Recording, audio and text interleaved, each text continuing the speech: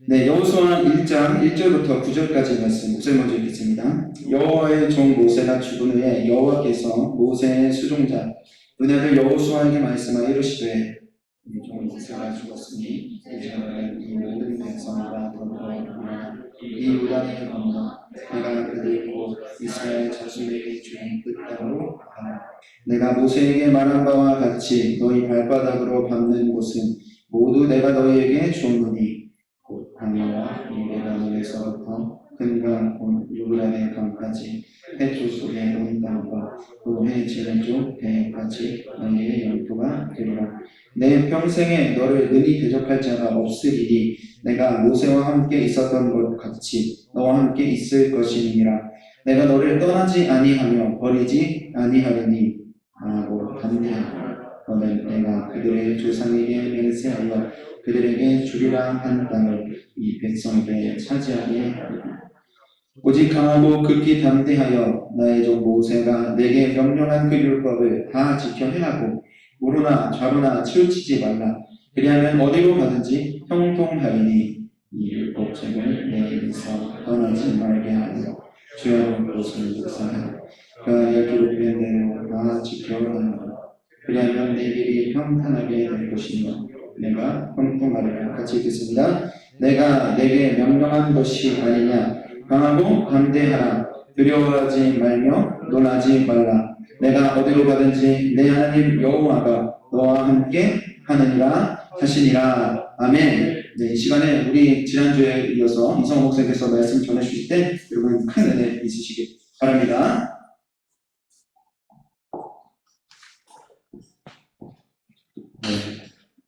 네, 반갑습니다. 제가 원래 안경 쓰는데요. 마스크 때문에 안경을 벗고 와서 화면 안 보입니다. 흐리멍텅하네요, 그냥. 네. 지난주에 믿음에 대한 얘기 했습니다.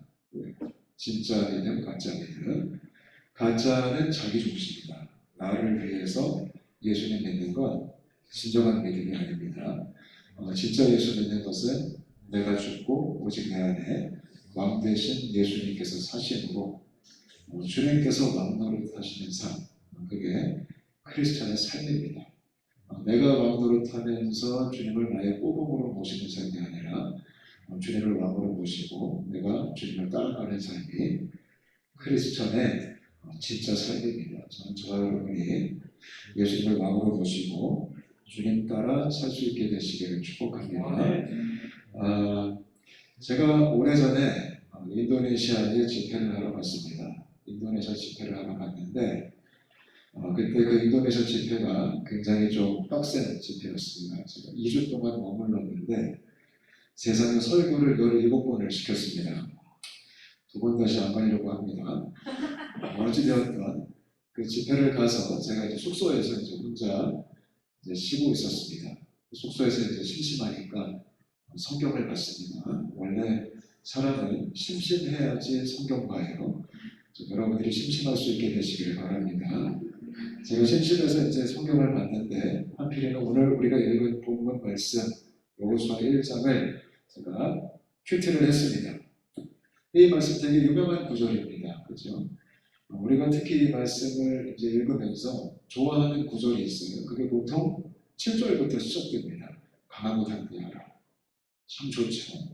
이 말씀을 제가 읽었는데 왠지 모르게 1절 말씀이 굉장히 마음에 와 닿았습니다.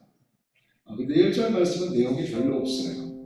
별의별 내용이 없고 아주 간단하게 모세가 죽었다. 그리고 여호수아가 차기 리더십으로 세워졌다. 이런 간단한 내용이 쓰여져 있습니다. 근데 이 구절이 마음에 이렇게 남았습니다. 고민을 했습니다. 이게 어떤 뜻이 있을까요? 특히 이 시대를 살아가는 우리 크리스천들에게 어떤 하나님의 메시지가 있을까? 고민을 했습니다. 그러다가 인도네시아 집회를 마치고 이제 한국으로 돌아와서 계속 고민을 했습니다. 하나님께서 제 마음속에 이러한 생각을 주셨습니다.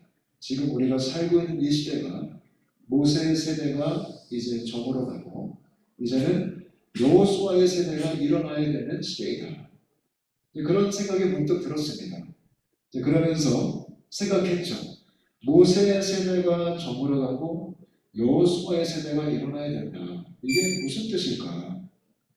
생각을 하면서 이제 말씀을 혼자서 공부하기 시작했습니다. 이 모세의 세대가 어떤 세대일까요? 우리가 모세의 세대를 공부하려면 성경 어디를 보면 알 수 있을까요? 모세 오경을 보면 압니다. 창세기, 출애굽기, 레위기, 민수기, 신명기 이게 모세가 쓴 책이잖아요. 그래서 그거를 보면 모세의 세대가 어떤 세대인지를 우리가 짐작할 수가 있습니다. 그래서 가만히 제가 들여다보니까 그 모세의 세대는 어떤 특징이 있었냐면 그들은 어떤 방식으로 신앙생활을 했냐면 우리가 성경 보면 알듯이 일단 출애굽을 했어요. 모세가 200만 명의 거짓대를 데리고 이제 출애굽을 했잖아요. 이제 광야에서 그들이 본격적인 신앙생활을 하기 시작합니다. 근데 어떻게 신앙생활을 했을까요? 우리가 잘 알다시피 하나님께서 모세에게 뭐를 만들라고 하셨죠? 성막을 만들라고 했습니다. 자, 하나님이 이제 성막을 만들게 하시고 모세 세대에는 어떤 방식으로 여호와 하나님을 섬겼냐면 성막 중심의 신앙생활을 하기 시작합니다. 그래서 성막에서 하는 프로그램들이 굉장히 중요했습니다. 레위기 보면은 성막에서 했던 프로그램들이 나오죠. 그게 뭐죠? 제사입니다, 제사.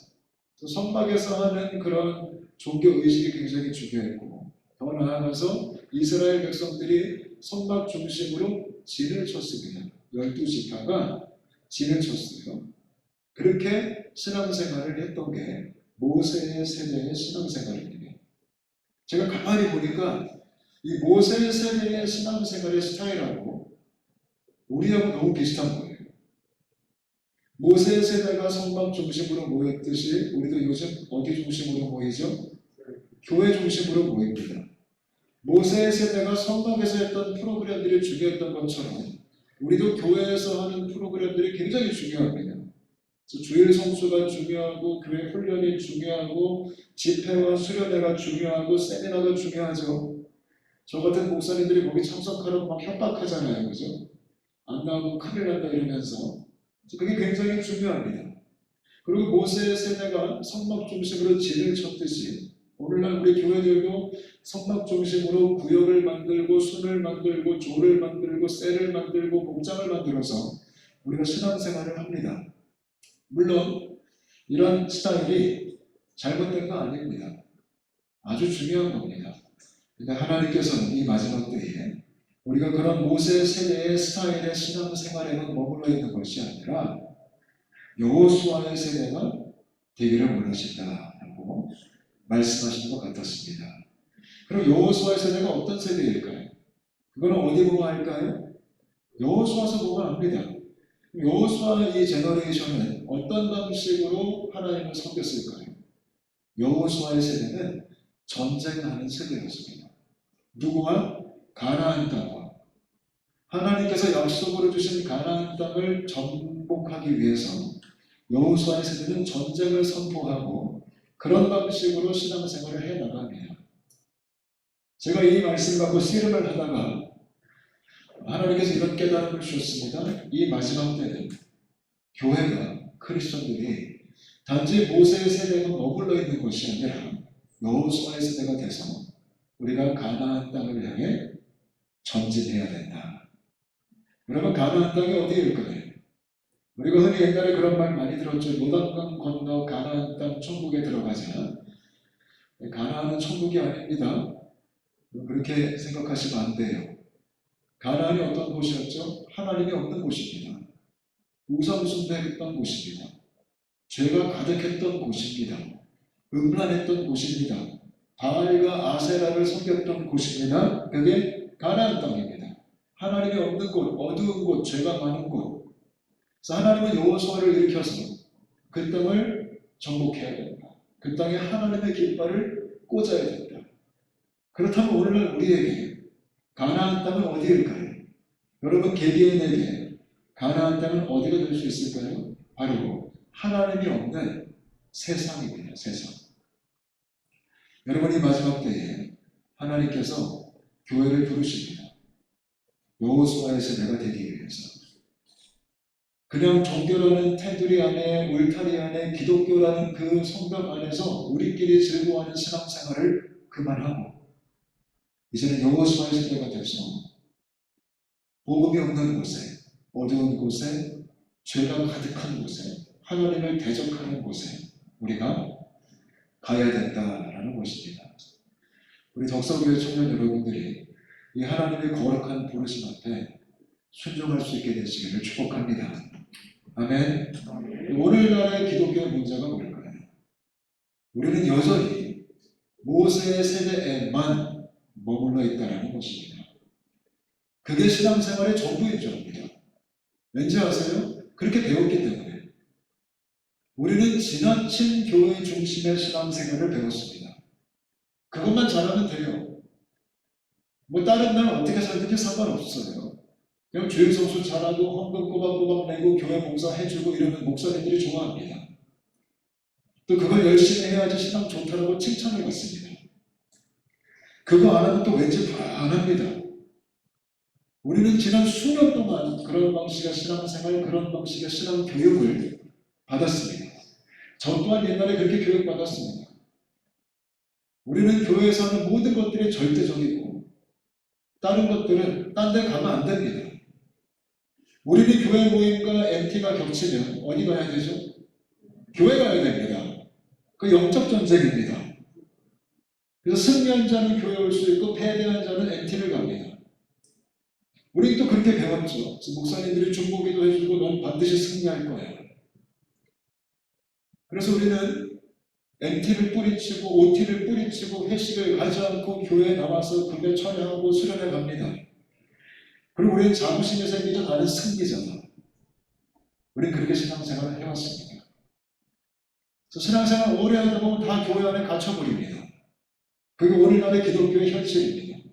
그래서 어떤 현상이 생겼냐면 우리가 가나안 땅 세상에 들어가서 복음을 증거하고 그 땅을 복음으로 새롭게 해야 되는데 우리는 점점 우리끼리 고립된, 우리끼리 갇혀버린, 왕따 당한, 아니 잡다 당한, 우리가 자발적으로 따가 된 그거를 거룩이라고 착각해서 그거를 신앙생활이라고 착각해서 우리는 오직 이 울타리 안에서만 열심히 살아가는 종교인이 되어버렸습니다. 그래서 신앙생활 오래 하다 보면 전도할 사람이 없습니다. 왜냐하면 이미 인맥을 다 정리했습니다. 세상 친구 끊어버렸습니다. 이제 그들의 모임에 안 갑니다. 내가 만나는 모든 사람들은 100% 크리스천, 교회 친구, 세상 친구, 그들 만나면 큰일 난다 이렇게 들었어요. 저 같은 목사님들이 그렇게 가르쳤잖아요. 거기 소돔과 고모라야. 가면 안 돼. 너는 거룩한 주의 백성이야. 그래서 점점 시간이 지나면 지날수록 우리는 세상과 상관이 없는 사람이 되어버렸습니다. 여러분들은 어떠세요? 여러분 단톡방에 넌 크리스천 단톡방 있으세요? 아니면 쫓겨나셨습니까? 아니면 자발적으로 강퇴하셨습니까? 여러분 주로 만나는 사람들이 누구십니까? 일주일 내내 누구랑 교제하십니까? 교회 생활 오래 하면 오래 할수록 우리는 점점 우리끼리 모이기만 시작합니다. 그게 오늘날 현대 기독교의 아주 큰 문제입니다. 그래서 선교할 데가 없습니다. 전도할 사람이 없습니다. 우리는 인스타 팔로 언팔하고 패친 친구 끊고 점점 우리는 기독교 문화 속에 파묻혀가지고 우리만의 유토피아를 만들어서 유토피아인지 모르겠지만 그런 거룩한 우리가 우리끼리 말하는 거룩한 신앙생활을 하기 시작했습니다. 그래서 어떤 결과가 있을까요? 교회가 이렇게 많은데 특히 한국 크리스천 이렇게 많은데 영향을 줄 수 없는 거리감이 생겨버렸습니다. 너무 멀리 떨어져 버리고 그래서 영향을 줄 수가 없어요. 이게 오늘날에 제가 볼 때 너무 심각한 기독교의 현 주소입니다. 동의하십니까? 여러분은 어떠십니까? 여러분, 신앙생활은 교회 생활이 아닙니다. 교회 생활 열심히 하는 걸로 퉁치려고 하지 마십시오. 신앙생활은 세상생활입니다. 여러분의 직장생활이 신앙생활이고 여러분의 학교생활이 신앙생활이고 이 교회생활은 아주 작은 일부분에 불과합니다. 여러분 하나님의 일은 교회에서 하는 거 아닙니다. 착각하지 마십시오. 하나님의 일은 세상에서 하는 겁니다. 근데 우리는 하나님의 일을 교회에 가둬버렸습니다. 우리는 하나님을 교회에 가둬버렸습니다. 우리는 복음을 교회에 가둬버렸습니다. 우리 교회에서 하는 일을 거룩한 사역이라고 얘기합니다. 근데 여러분이 직장에서 밥을 먹고 업무 처리하는 게 거룩한 사역입니다. 우리는 교회 사람 만나서 교제하는 것을 성도의 교제라고 하고 그걸 사역이라고 얘기합니다.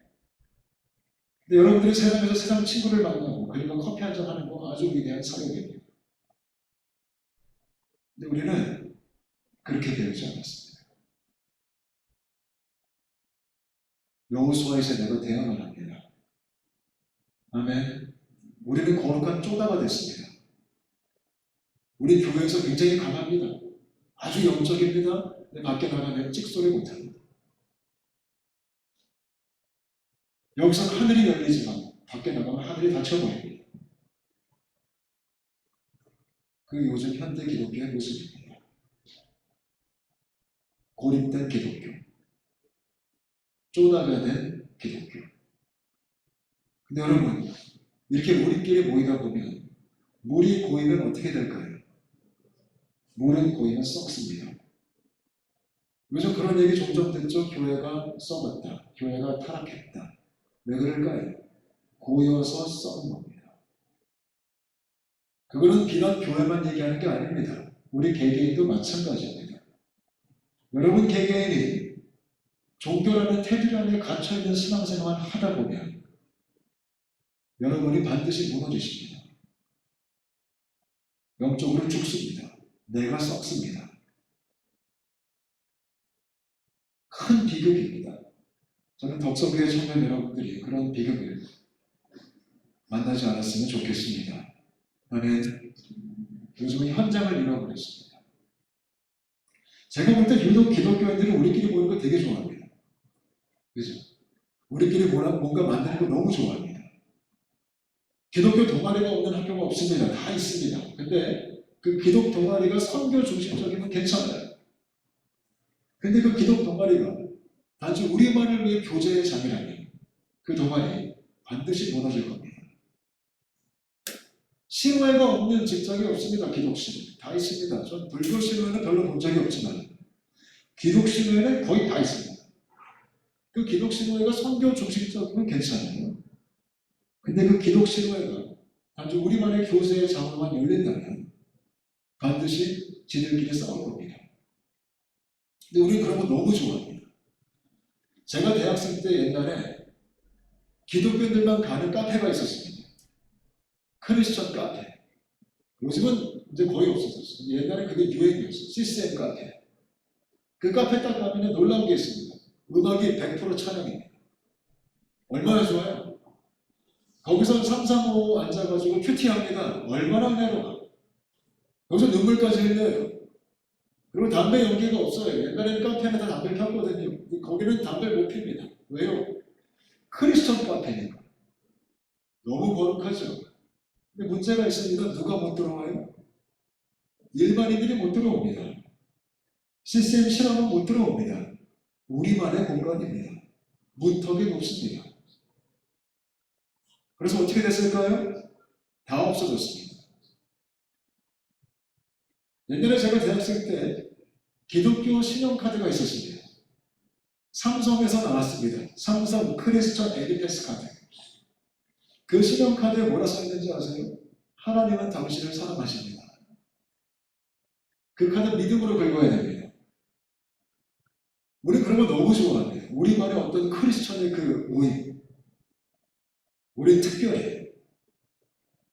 여러분 이게 어떤 의식일까요? 유대인들의 의식입니다. 성민사상. 우린 달라.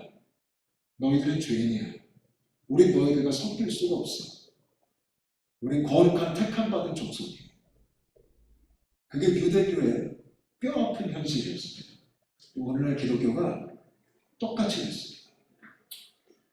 저는 겁나는 게 이러다가 우리만 가는 버거킹 같은 거 생길까봐 겁나요. 지저스킹 이런 거. 거기 가면 종업원들이 100% 크리스천. 인사 이렇게 하겠죠? 샬롬 무엇을 도와드릴까요, 형제님?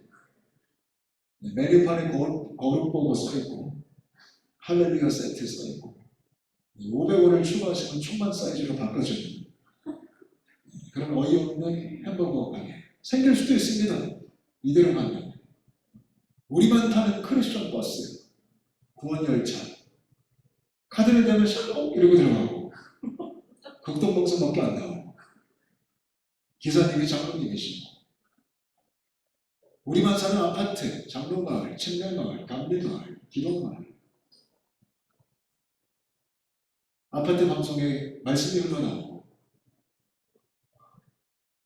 좋은 것 같지만 썩는 지름길입니다. 여러분, 우리가 싸워야 될 싸움을 안 싸우면 쓸데없는 싸움을 합니다. 교회가 왜 서로 싸우고 서로 찢어지고 왜 분리되는지 아세요? 싸워야 되는 싸움을 안 싸우니까 지들끼리 싸우는 겁니다. 우리도 마찬가지입니다. 공동체가 언제 분열할까요? 싸워야 되는 전쟁을 하지 않을 때, 전우회가 없을 때, 목숨을 거는 전쟁이 없을 때 공동체 안에서 싸움이 일어나기 시작합니다. 저는 이게 한국뿐만 아니라 전 세계의 문제라고 생각합니다. 그래서 하나님이 마지막 때에 여호수아 세대를 부르시는 겁니다. 아멘. 제가 이 말씀 때문에 목사 딱지를 뗀 겁니다. 제가 고립되어 있더라고요. 이 말씀을 제가 공부하면서 보니까 나야말로 모세의 세대의 가장 깊은 곳에 처박혀 있네. 주변에 제가 전도할 사람이 없더라고요. 제가 목사지만 그렇게 설교하고 선교해야 된다, 전도해야 된다 말을 하지만 내가 완전 뻥치고 있는 거예요. 나는 전도할 사람이 없어요, 도무지. 물론 노방전도는 할 수 있죠. 전혀 모르는 사람이. 근데 여러분, 전도라는 것은 비인격적인 단기전이 아니에요. 전도는 인격적인 장기전이거든요. 근데 우리 노방전도로 떼어버립니다. 할 사람이 없으니까. 그래도 양심은 찔리니까 밖에 나가서 노방전도라도 하자. 물론 그게 나쁜 건 아니지만 그게 우리의 대체 상품이 되어버렸어요. 우리 선교할 데가 없으니까. 한국에서 우리가 선교할 때를 다 상실해버렸으니까. 교회 안에 붕처럼 일어난 문화가 있습니다. 단기 선교 문화. 진짜 요즘은 못 가지만 옛날에 공항 가보면 좀 창피하더라고요. 특히 방학 시즌에 공항 가면 공항에 죄다 똑같은 단체 티밖에 없습니다. 3, 4, 5, 10명씩 모여있고요. 똑같은 티셔츠 입고 그 중에 한 명은 반드시 기타를 메고 있습니다. 물론 단기 선교 나쁜 거 아니죠. 근데 우리가 국내에서, 내 직장에서, 내 학교에서 선교적인 삶을 살지 않으면서 고작 그 일주일 동안, 그 열흘 동안 내가 전혀 알지 못하는 사람들을 만나러 내가 전혀 알지 못하는 곳에 가서 반짝 말도 안 통하는데 사탕 몇 개 주어지고 사진 찍고 눈물 한번 흘리고 너무 마음이 아팠어. 그리고 선교를 퉁쳐버린다. 나 그래도 선교했어. 나 단기 선교 나는데 단은 크리스천이야. 하나님이 슬퍼하십니다. 근데 제가 딱 그랬습니다. 저 단기 선교 정말 오지게 다녔어요.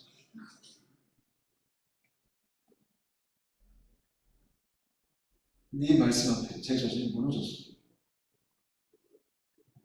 제가 거룩한 쪼다고 제가 썩은 크리스천이고 제가 하나님께 불순종했다. 부르심 앞에 내가 따라 살지 못했다. 고민이 시작됐습니다. 15년 넘게 고민했습니다. 이 말씀 앞에 어떻게 할 수 있을까? 뭐가 정답일까? 어떻게 해야만 할까? 내가 어떻게 하면 저는 하나님 앞에서 목사 이전의 크리스천입니다. 내가 어떻게 하면 하나님 앞에서 한 명의 크리스천으로서 말씀을 받들어 살 수 있을까? 선교적인 삶을 살 수 있을까? 여러 고민 끝에 결단을 했습니다. 한번 나가보자. 내가 익숙한 기독교 문화를 버리고, 내가 편안한 기독교 문화를 버리고, 내가 돈을 벌 수 있는 기독교 문화를 버리고, 내 가정이 먹고 살 수 있는 안정적인 목사의 직장을 버리고 한번 가보자. 그리고 결정을 했습니다. 5년 전에. 제가 애가 셋입니다. 제가 먹여 살려야 할 처자식이 있습니다. 그래서 두렵더라고요. 현실적인 문제가 두렵더라고요. 어떻게 하면 좋을까? 여러분, 신앙이 대단한 건 줄 알죠? 여러분의 신앙은요, 우리들의 신앙은요, 먹고 사는 문제를 딱 직면했을 때 민낯이 다 드러납니다. 아무리 거룩한 척해도, 아무리 하늘이 열려도, 아무리 많은 은사가 있어도 먹고 사는 문제 앞에 우리의 신앙의 중심이 다 드러납니다. 못하겠더라고요. 제가 이 말씀을 들고 15년 이상 고민했는데, 분명히 주님의 뜻이 뭔지 알겠는데, 여호수아의 세대가 돼야겠는데 못하겠더라고요. 왜요? 먹고 사는 건데. 어떡하지? 왜냐면 목사한테는 기독교가 안정적인 직장입니다. 거기서 인정받죠, 사례받죠, 때로는 칭송받죠, 존경받죠, 또 유명해질 수 있죠. 얼마나 괜찮아요? 겁나더라고요. 그래서 하나님 앞에 제가 정말 처절하게 무너졌습니다. 이런 저의 쪽팔린 모습을 보면서. 근데 어쩔 수가 없었습니다. 결단을 해야만 했습니다. 그래서 미친 척하고 모든 사역을 다 내려놓고 그만두고 결정을 했습니다. 평신도가 되자. 일반인이 되자. 기독교 문화에서 그냥 완벽하게 벗어나보자. 저는 솔직히 한 반쯤 걸치고 하고 싶었습니다. 한 달에는 기독교에, 한 달에는 세상에. 여차하고 돌아오려고. 세상이 빡세니까. 또 내가 40대 중반에 그 당시에 또 내가 확신이 없으니까 여차하면 다시 교회를 내가 쫓겨야겠다. 선하신 주님께서 제가 반쯤 걸치고 취직을 했거든요. 체육관에. 파트타임 코치로 70만 원 받고 일했습니다. 반쯤 걸치고 일했는데 우리 선하신 주님께서 체육관을 망하게 하셨습니다. 제가 너무 황당했는데 우리 주님이 말도 안 되게 그 체육관을 제가 인수하게 하셨습니다. 그래서 양다리 다 뽑아서 세상에 쳐박으셨습니다. 그렇게 저의 세상살이가 시작됐습니다. 2016년도에. 얼마나 무서웠는지 몰라요. 얼마나 두려웠는지 몰라요. 늦은 나이에, 그것도 몸을 쓰는 직종에, 운동을 가리키는 코치, 신학이 전공인데 나는 체육 전공자도 아닙니다. 그냥 내가 취미로 했던 그 운동, 내가 좋아했던 그냥 나의 취미 생활이었는데 그게 업이 된 것도 은혜죠. 왜냐면 내 나이에 어떻게 코치로 취직을 해요? 근데 여러분, 말씀으로 고민하면서 문을 두드리면 어이없게 또 주님의 문을 열어주십니다. 그래서 내 나이에 취직을 하게 되고 저는 벌벌 떨기 시작했습니다. 그리고 드디어 여호수아가 했던 것처럼 가나안 땅에 입성을 하게 된 겁니다. 근데 문제는 여기서부터 시작이 됩니다. 저와 여러분, 우리 청년 여러분들이 오늘 이 말씀 듣고 결단해서 그래, 내가 여호수아에서 내가 돼야겠다. 이러고 세상으로 딱 가요. 그럼 어떤 문제를 만나냐면 세상이 만만치가 않습니다. 세상이 의리의리합니다. 이 당시 여호수아한테 하나님께서 가나안 땅을 점령하래요. 이거는 말도 안 되는 코미디입니다. 왠지 아세요? 이 당시 가나안 땅은 초강대국이에요. 가장 센 나라, 전 세계 통틀어 가장 센 나라. 뭐 경제, 군사력 할 것 없이 가장 셌던 나라가 가나안입니다. 이스라엘은 이 당시 나라도 아닙니다. 인정받은 국가가 아닙니다. 수월 애굽한 이집트에서 탈출한 200만 명의 노숙자 군대입니다. 이들은 40년을 광야에서 뺑뺑이 돌았던 사람들입니다. 천막치고 자기 무기 하나 없었습니다. 농사져서 밥을 먹지도 않았어요. 떨어진 걸 주워 먹었지. 만남의 주로. 옷도 한 벌밖에 없었고 신발도 한 켤레밖에 없다는 성경의 기록이 있습니다. 근데 그런 어이없는 이 오합지졸, 그것도 군인들도 아닌 그 여호수아에게 하나님이 가나안 땅을 점령해요. 이건 말이 안 되는 거잖아요. 이거는 개가 웃을 사건입니다. 제가 코치가 됐습니다. 그래 세상에서 내가 빛을 발하면서 선교적인 삶을 살아가야겠다. 내가 사람을 살리고 이 땅을 복음으로 정복해보자. 가봤더니 장난이 아니고 겁이 덜컥 나더라고요. 의리의리하고 나와는 비교가 안 될 정도로 너무나 큰 그 세상의 벽을 보게 됩니다. 최근에 홍대에 있습니다. 홍대가 얼마나 타락했는지, 얼마나 어두운지, 얼마나 더러운지, 거기 오는 젊은이들 얼마나 무서운지. 저희 체육관 바로 위에 가장 유명한 포차가 하나 있어요. 포차. 그래서 맨날 만나요. 거기 친구들. 거기 직원들, 사장님 맨날 만나고 인사하고 하는데 얼마나 무섭게 생겼는지. 온몸이 다 문신이에요, 애들이. 피었으면 거의 귀가 다 뚫려 있어요. 그런 애들이 맨날 위에 있습니다. 홍대 거리, 요즘은 코로나 때문에 좀 덜하지만 여러분 홍대는 미친 곳입니다. 특히 금요일 밤에 가보면요, 새벽 5시, 4시까지 화나고요. 수천 명의 젊은이들이 번호표를 뽑아서 클럽에 들어가려고 줄을 씁니다. 혹시 여기도 계시는지 모르겠어요. 근데 그곳에요, 하나님이 저를 보내신 겁니다. 나보고 뭐 하라고? 그들이 뭔데 제 말을 듣겠어요? 겁이 덜컥 났습니다. 뭐 그건 둘째치고 내가 운동을 가르칠 수 있을까? 내가 목사인데 내가 코치로 인정받을 수 있을까? 얼마나 무서운지. 그럼 공포감이 찾아왔습니다. 아마 여호수아도 무서웠겠죠? 그렇기 때문에 여호수아 1장 말씀에 가장 많이 등장하는 단어가 뭔지 아세요? 두려워 말라. 제가 볼 때 여호수아가 벌벌 떨었을 거예요. 얼마나 무서웠을 거예요. 그 초강대국 가나안 땅 앞에서. 하나님이 계속 말씀하시죠. 강하고 담대하라, 강하고 담대하라, 강하고 담대하라. 내가 함께 할 거예요. 그게 우리의 현실. 제가 너무나 두려워가지고 포기하고 싶었어요. 어떡하지? 답이 없어요. 막막하더라고요.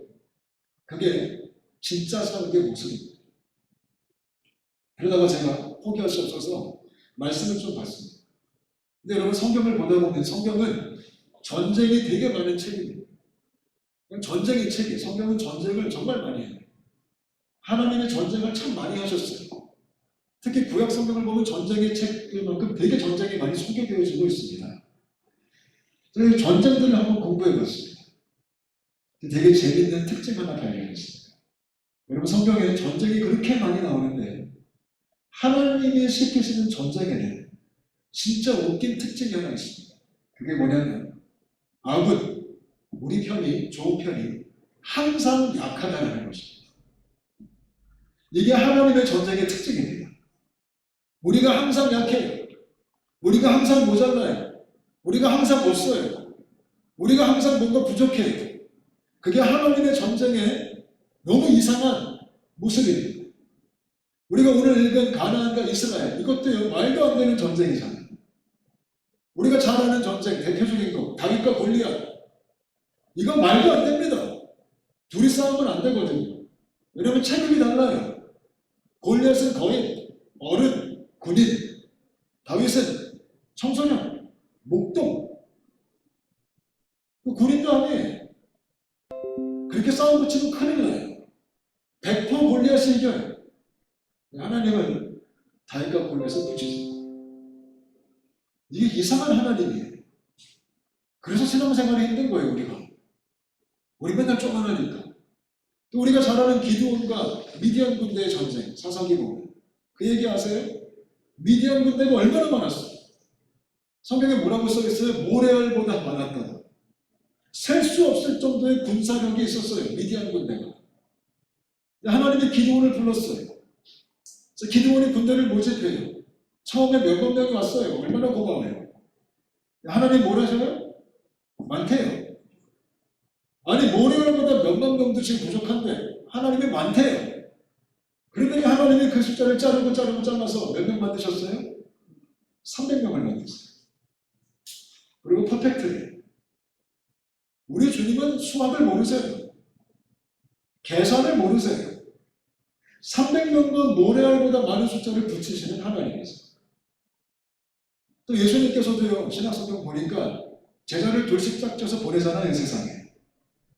그러면서 가는 뒤통수에도 뭐라고 하세요? 내가 너희를 세상에 보내면 저기 이리떼들이 가득한데 너희는 양인데 양을 마치 이리떼로 보낸 거랑 똑같다 하라고 얘기해요. 얼마나 깜짝 놀랐을 거예요, 제자들이 가는 뒤통수에 그 얘기 들으면서. 여러분, 이리하고 양하고 싸우면 누가 이겨요? 이리가 이기죠. 양은 이리의 먹잇감이에요. 그게 우리의 전쟁의 현실이더라고요. 그때 제가 위로받았어요. 아, 이게 정상이구나. 내가 쪼달린 게 정상이구나. 내가 없는 게 정상이구나. 참 신기하죠? 우리는 항상 돈이 없어. 놀랍죠? 참 신기하죠? 우리는 항상 숫자가 모질라. 참 신기하죠? 우리는 항상 능력이 좀 부족한 것 같아. 근데 그게 하나님의 신앙이에요. 아멘? 근데 왜 하나님은 이런 수준 차이로 싸우실까요? 왜? 왜 그러시냐면 두 가지 이유가 있어요. 첫 번째는 이 전쟁은 하나님이 싸우시는 겁니다. 아멘? 그리고 두 번째는 이 전쟁을 통해 하나님만 영광 받으셔야 됩니다. 그래서 하나님은 일부러 우리 힘들게 일부러 이런 수준 차이를 고집하시면서 오늘 이 시대에도 싸우시는 거예요. 아멘? 이걸 우리가 믿음으로 붙잡을 수 있게 되시기를 바랍니다. 우리 수많은 청년들이 낙심하고 낙담합니다. 왜 나는 왜 이럴까? 열등감에 빠집니다. 우리 집안은 왜 가난할까? 나는 학력이 왜 이럴까? 내 직장은 왜 이럴까? 나는 왜 실력이 이거밖에 안 될까? 수많은 기독 청년들이 낙심하고 있습니다. 여러분, 어깨를 펴십시오. 믿음을 가지십시오. 그럼 우리에게 주님께서 말씀하십니다. 너를 능히 대적할 자가 없을 것이다.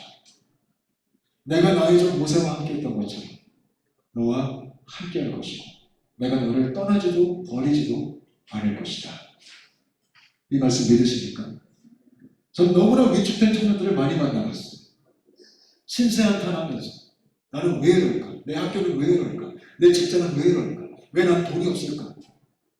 왜 난 영어가 안 될까?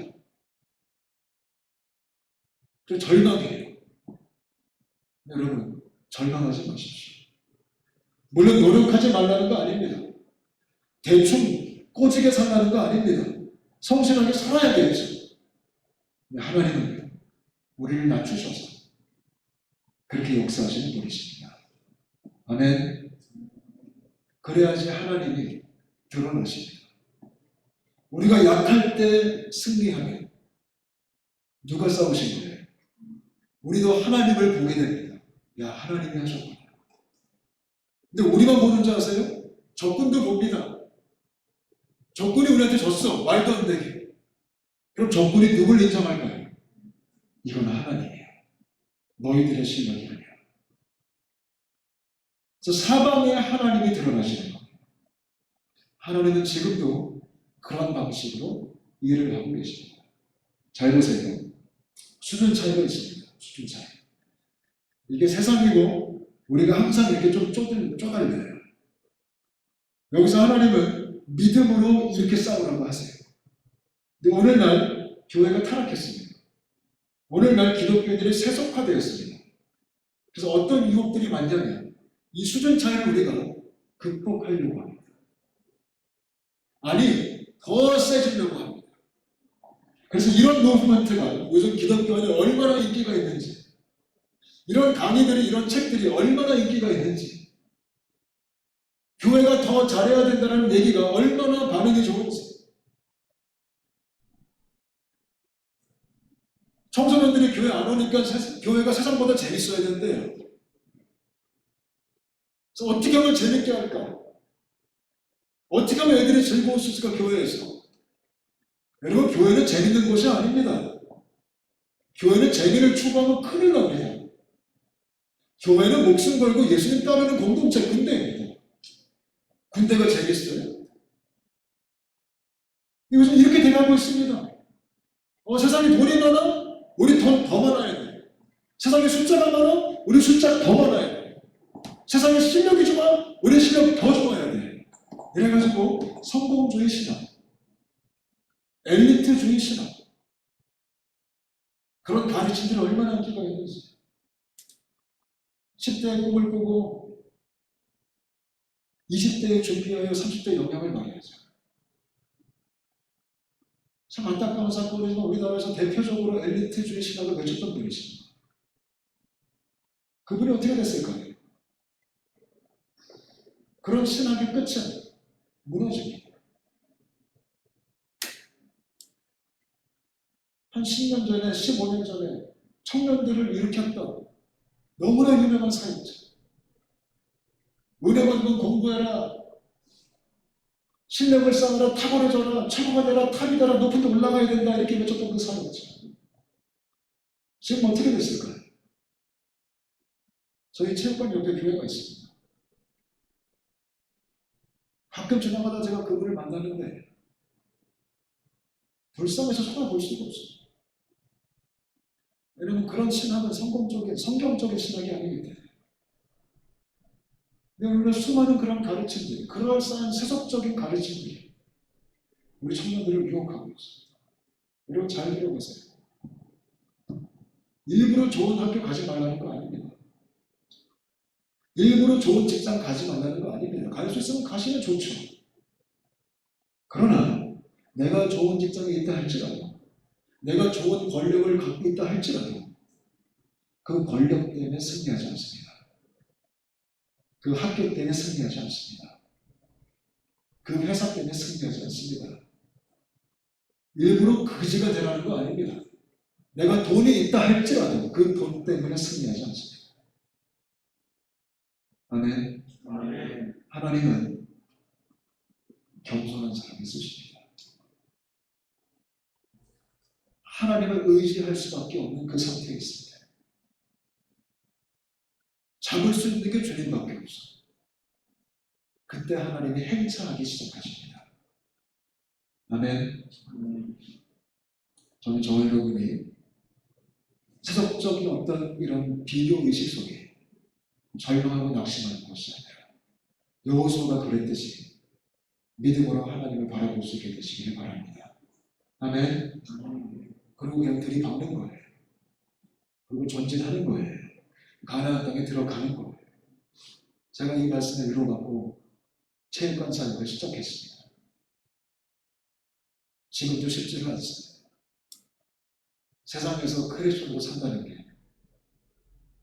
더군다나 생존 자체도 힘들고, 거기서 사역을 하면서 산다는 게, 거기서 영향을 발휘한다는 게, 거기서 빛을 발한다는 게 생각보다 쉽지 않더라고요. 오히려 제가 지난 5년 동안 철저하게 계속 무너지고 있습니다. 힘을 다 빼십니다. 우리 주님이 얼마나 잔인하신지, 제 자존심 다 밟아버리시고 아무것도 할 수 없을 정도로 그런 절망감 속에 저를 놔두시면서 제가 배운 너무나 귀중한 레슨이 하나 있습니다. 그게 뭐냐면, 성호야, 너 아무것도 못해, 이거였습니다. 이 전쟁은 하나님이 하시는 겁니다. 저는 제가 헌신한 줄 알았습니다. 제 헌신이 하나님의 일을 이루는 것이 아닙니다. 저는 제가 순종해서 되는 줄 알았습니다. 제 순종이 되게 하지 않습니다. 하나님의 은혜가 다 되게 하는 겁니다. 우리 철저하게 계속 낮아지면서 점점 힘이 빠지면서 하나님이 일하실 수 있도록, 하나님의 일은 내가 앞서서 하는 게 아니더라고요. 하나님의 일을 하나님이 앞서실 수 있도록 나는 찌그러져 있는 겁니다. 근데 그게 얼마나 고통스러운지, 그게 얼마나 기분이 나쁜지, 그게 얼마나 자존심이 상하는지 지금도 배우고 있습니다. 하나님이 여호수아에게 뭐라고 말씀하세요? 너 가나안 땅 들어가면 어떻게 해야 되는가? 전략을 알려주셨어요. 오늘 말씀이에요. 근데 아주 위대한 군사 전략 안 주십니다. 뭐라고 말씀하세요? 넌 그냥 거기 가면 말씀 붙들고 몸부림치면서 살아. 그게 전부였습니다. 하나님이 우리를 여호수아의 세대로 부르셨습니다. 거창하죠? 그래 우리는 여호와의 군대야. 그래서 우리가 승리하고 깃발을 꽂자. 근데 하나님 너무 허접하게 오래 가신 말씀 뭐예요? 거기 들어가서 뭐 딴 거 하려고 하지 말고 율법을 주야로 묵상하고 이게 뭐예요? 나와 동행하고 그냥 나를 사랑하며 살아. 그게 전부였습니다. 그게 우리가 해야 되는 겁니다.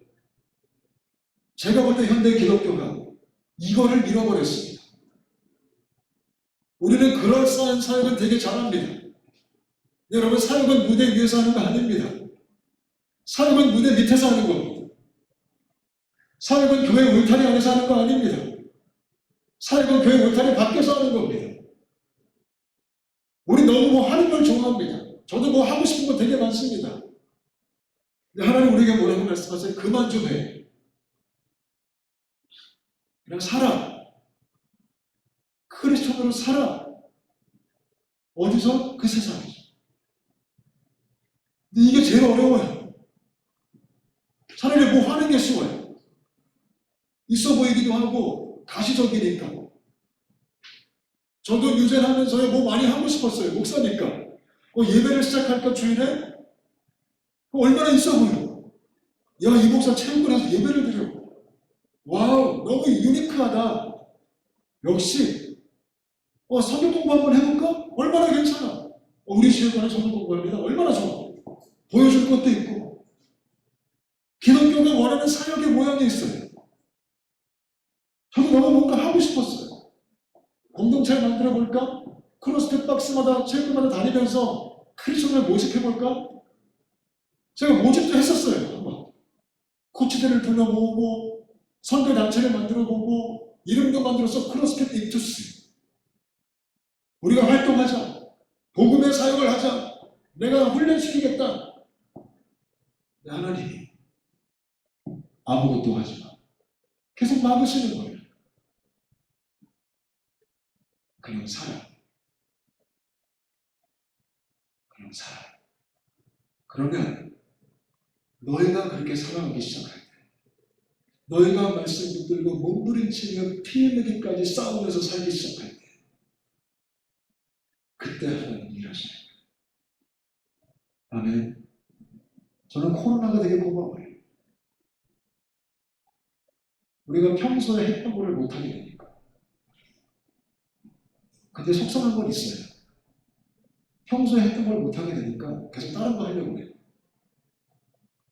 근데 제가 볼 때 이 시대 속에 하나님이 우리 모두에게 주는 메시지는 이제 그만 좀 해. 가만히 좀 있어봐. 너희는 가만히 있어. 내가 하나님의 나라를 지어라. 그들은 다 병에 걸렸어요. 우리 가만히 못 있어. 특히 저 같은 목사님 가만히 못 있어. 뭔가 해야만 해. 왜냐하면 그런 시스템에서 살고 있기 때문에. 여러분 하나님은 그때 역사하는 게 아니에요. 하나님은 완전히 밑바닥에서 온갖 상처를 다 받고 그냥 크리스천으로 그냥 피 흘리면서 기어다닐 때 그때 주님이 일하시는 거예요. 아멘이십니까? 그때 하나님의 승리가 임하고 너희가 형통하게 될 것이다. 여기서 말하는 형통이 무슨 뜻일까요? 여러분 구약 성경의 형통이라는 단어가 어떤 의미가 있는지 아십니까? 우리는 형통 그러면 어떤 상상을 해요? 다 잘 되는 거. 갑자기 유전이 형통했어. 그럼 어떻게 될까요? 2호점을 내는 거지. 2호점. 사무적도 내는 거지. 더 큰 데로 이사 가는 거지. 회원들이 많아지는 거지. 근데 성경에서 말하는 형통. 이 형통이라는 단어가 창세기 보면 되게 유명한 사람한테 되게 많이 쓰여요. 그게 누굴까요? 요셉이에요. 요셉은 형통했어요. 근데 정말 골 때리는 게 뭔지 아세요? 이 형통이라는 단어가 요셉이 어떨 때 쓰였을까요? 크게 두 가지 상황에서 나와요. 첫 번째, 요셉이 팔려가서 보디발의 집에 갔을 때, 그때 형통했대. 두 번째, 보디발의 집에서 강간미수로 이제 고소를 받아가지고 감옥에 갔을 때, 그때 형통했대요. 여러분, 그게 형통한 겁니까? 지금 형들한테 팔려서 지금 노예로 갔는데 그게 형통한 겁니까? 거기서 어떤 하지도 않은 죄 때문에 내가 억울하게 감옥 갔는데 그게 형통한 겁니까? 아니요, 망한 겁니다. 근데 그때 형통이라는 단어가 등장해요. 형통이 어떤 뜻일까요? 제가 히브리어 공부하다 보니까 이 형통의 단어의 뜻은 내가 잘 되는 게 아니라 남을 잘 되게 하였다. 남을 풍족하게 하였다. 그게 형통의 뜻이에요. 우리가 세상 현장에서 몸부림치고 기어가면서 피 절절 흘리면서 살기 시작할 때 하나님의 형통이 임하기 시작하는 거예요. 아멘. 이게 우리의 부르심이에요. 부르신 곳에서, 여러분의 직장에서, 여러분의 학교에서 크리스천 되시기를 바랍니다. 완벽하게 승리하는 거 아니에요. 그런 거 없어요. 제가 깨달은 그림이 있어요. 저도 옛날에 크리스천의 어떤 사역의 그림은 나를 따라라! 빛을 막 발하면서 정말 타협도 하지 않고 흔들리지 않고 내가 정말 사랑하고 섬기면서 정말 본이 되어지고 좋은 롤 모델이 돼가지고 정말 이성호 목사처럼 살아야 돼. 우리 코치님 최고. 이건 줄 알았거든요. 근데 가서 살아보니까 완전 개차네. 여기서 치이고 저기서 치이고 먹고 사는 문제 때문에 상처받고 그 안에서 생존 자체가 얼마나 힘든지 깨달아가면서 힘이 다 빠지고 아무것도 할 수 없을 정도의 그런 무기력함을 느끼면서 나도 팔 하나 잘렸고 발 하나 잘렸고 지금 걸을 수도 없는 상태를 기억하고 있는데 옆에 똑같이 기억하는 사람을 만났어. 힘내자. 내 코가 석자인데 파이팅. 그게 기독교예요. 아멘. 그게 십자가의 길이에요. 예수님 가신 길 아무도 가기 싫은 길이었어요. 요즘 기독교가 너무 포장을 잘했어요. 사역이 너무 화려해졌어요. 근데 여러분, 크리스천의 삶은 매력적인 삶이 아니에요. 매력으로 영향을 주겠다. 기독교인들이 매력이 있어야 돼요. 천만을 했어요. 예수님도 흠모할 게 전혀 없었대요. 근데 어느 날 기독교가 멋있어야 된대요. 멋있으면 타락한 겁니다. 세상에 부러워하면 타락한 겁니다. 우리는 부러울 게 없어야 돼요. 오히려 왜 저렇게 저거 미친 거 아니야? 이런 얘기 들어야 돼. 근데 그 안에서 생명이 흘러가요. 그 안에서 하나님이 역사하세요. 아멘. 제가 작년에 우리 코치님한테 너무 기분 좋은 소리를 들었어요. 우리 코치님이 저를 보더니 이러는 거예요. 저보다 나이가 많은 코치님이에요. 제가 항상 형님이라 불러요. 제 직원인데 형님이라 불러요. 그래서 그 형은 나한테 반말해요. 대표인데 반말해요. 직원이. 괜찮죠? 저한테 뭐라 하죠? 그 코치님이. 난 너처럼 죽어도 못 살아. 야, 그 말이 얼마나 궁금한지. 그때 제가 하나님께 감사했어요. 아, 내가 잘 가고 있구나. 아무도 나를 따라오려고 하지 않구나. 다행이다. 근데 문제는 뭔지 아세요? 나도 그만 가고 싶어. 저도 솔직히 때려치고 싶어요. 하루에 12번은 생각 더 해요. 때려칠 생각을. 너무 고되니까. 전 체육관 망했었으면 좋겠어요. 제가 작년에 코로나 터지면서 아, 잘됐다. 드디어 명분이 생겼다. 아싸. 그냥 망할 수밖에 없었거든요. 돈이 없으니까. 맨날 못 닫으려고 그러니까 매출이 빵원이에요. 답이 없어요. 빚도 되게 많고 사업자 대출 얼마나 많아요. 아, 세상에 제가 목회할 때는 빚이 없었거든요. 세상에서 자영업 사장으로 살다 보니까 빚이 또 얼마나 많이 생기는지. 살이 떨고 살이. 작년에 빚도 많죠. 코로나 터졌죠. 아싸 잘됐다. 주님 안 그래도 힘들어. 그만하고 싶습니다. 도망가겠지. 담임 목사 천국 와봐라. 바로 간다. 기도 안 해본다. 기도할 필요도 없다. 나 바로 간다. 이 정도로 제가 너무 힘들어요. 체육관 그지같이 망하지도 않아요. 분명히 돈이 없어. 망해야 돼. 빚이 4천만 원, 5천만 원. 안 망해. 작년 처음에 락다운 됐을 때 저는 그때 내심 기대해서 드디어 문을 닫을 때가 됐다. 이때다. 이제 문 닫을 프로세스를 내가 한번 만들어보자. 좋은 명분이죠. 쪽팔리지 않으니까. 한 달 반을 문을 닫아서 처음에. 그때 제가 빚이 4,500만 원이었어요. 제 체육관 공사에서 3,500이 들었었거든요. 그걸 대출 다 받아서 한 거예요. 놀라운 게 뭔지 아세요? 한 달 문 닫는 동안 공사비를 대출 받은 빚을 다 갚았어요. 이게 말이 돼요? 매출이 빵원인데? 우리 회원들이 시작을 했어요. 회원들이 저한테 돈을 보내요. 미친 거 아니에요? 여러분 혹시 헬스 하세요? 헬스 관장한테 돈 보내세요? 회비 말고? 애들이 돈을 보내요 저한테. 코치님 힘내세요. 화이팅. 10만 원, 5만 원, 10만 원. 그렇게 시작된 게 여러 곳에서 연락이 오시더니 어떤 분이 1,000만 원, 1,500만 원 보내시면서 체육관이 살았어요. 제가 얼마나 기분이 나쁜지. 또 하라고? 작년 내내 하나님의 은혜로 유지가 돼. 우리 가족 먹고 사는 거 우리 굶어 죽었어야 돼. 계속 먹고 살아요. 근데 그게 얼마나 자존심이 상하는지. 아까 제가 처음에 얘기했듯이 얼마나 기분이 나쁜지. 심지어 저 은혜가 임하는데 은혜가 싫을 정도.